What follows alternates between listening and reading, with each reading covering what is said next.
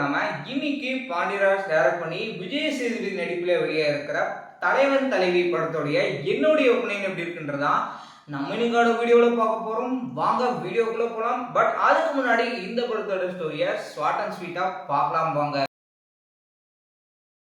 கணவன் மனைவிக்கு இடையில பிரச்சனை ஏற்பட்டிருக்கு. இதன் காரணமா அவங்க எப்படி முன்னாடி சந்திச்சாங்க, என்ன பிரச்சனை உங்களுக்குள்ள இருக்குது அப்படின்னு தெளிவா சொல்ற படம் தான் இந்த தலைவன் தலைவி படம்.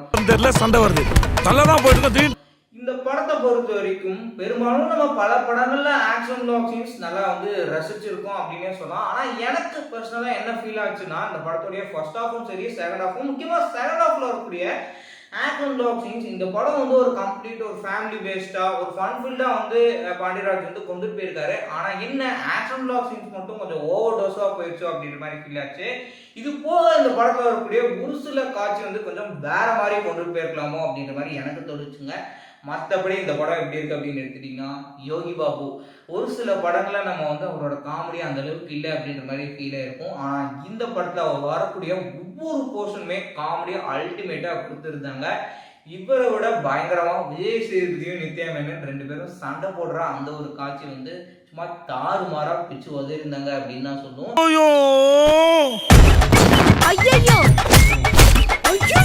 திருச்சிற்றம்பலம் படத்துல எப்படி சோபனான்ற கேரக்டர் படம் முடிஞ்சதுக்கு அப்புறமும் நம்ம மனசுல நின்றுச்சோ, அதே மாதிரியே இந்த படத்துல நித்யா மேனன் நடித்த பேரரசி அப்படின்ற கேரக்டர் மனசுல நிற்கும் அப்படின்னே சொல்லலாம்.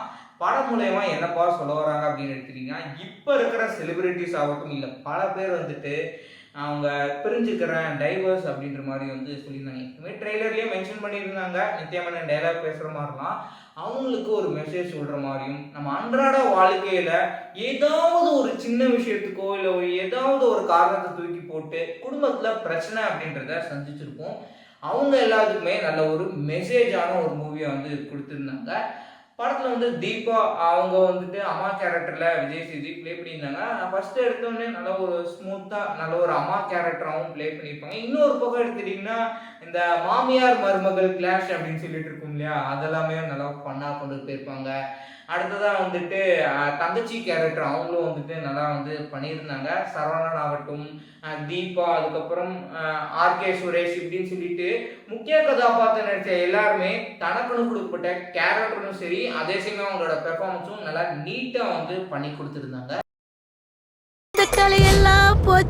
சண்டை முடியாத காரணத்தினால் இன்று கடை விடுமுறை. பேக்ரவுண்ட் ஸ்கோர் நமக்கு ஒரு சில படங்கள் இந்த கிராமத்து சப்ஜெக்ட் ஆகட்டும் இல்லை மற்ற ஜேர்னலில் இருக்கக்கூடிய படங்கள்லாம் பார்க்கும்போது இந்த பிஜிஎம் ஏற்கனவே கேட்ட மாதிரியே ஒரு ஃபீல்லாம் வந்திருக்கு. அந்த மாதிரி ஆக்ஷன் பிளாக் சீன்ஸில் பிஜிஎம் இருக்குது அப்படின்னே சொல்லலாம். பொட்டல முட்டாய் அப்படின்ற பாடல் நல்ல ஒரு வைப் மெட்டீரியலாக இருந்தது. என்னடி சித்திரமே அது நல்ல ஒரு கூஸ் பம்ப்ஸ் மெட்டீரியலாக கொடுத்துருந்தாங்க. மற்றபடி பாடலாம் டீசெண்டாக கேட்குற அளவுக்கு ப்ரெசென்ட் பண்ணியிருந்தாங்க. மெயினாக அந்த படத்தில் யூஸ்வலி ஒரு கிராமத்தை எந்த அளவுக்கு நம்ம ஒரு பக்காவாக காமிக்கலாம் அப்படின்ற விதத்தில் சினிமோடோகிராஃபியும் சரி, அதே சமயம் போஸ்ட் ப்ரொடக்ஷன் ஒர்க்கில் கலர் கிரேடிங் பண்ணுறது, எடிட்டிங் பண்ணுறது அப்படின்னு சொல்லிட்டு அவங்களோட ஒர்க் ரொம்பவே பெர்ஃபெக்டாக பண்ணியிருந்தாங்க. ஆன் த ஹோல் இந்த படம் எப்படி இருக்குது அப்படின்னு எடுத்துட்டீங்கன்னா, இந்த வீக்கெண்ட் தாராளமாக நீங்கள் குடும்பத்தோட போய் பார்த்து என்ஜாய் பண்ணக்கூடிய நல்ல ஒரு ஃபன் ஃபீல்டான மூவி தான் இந்த தலைவன் தலைவி.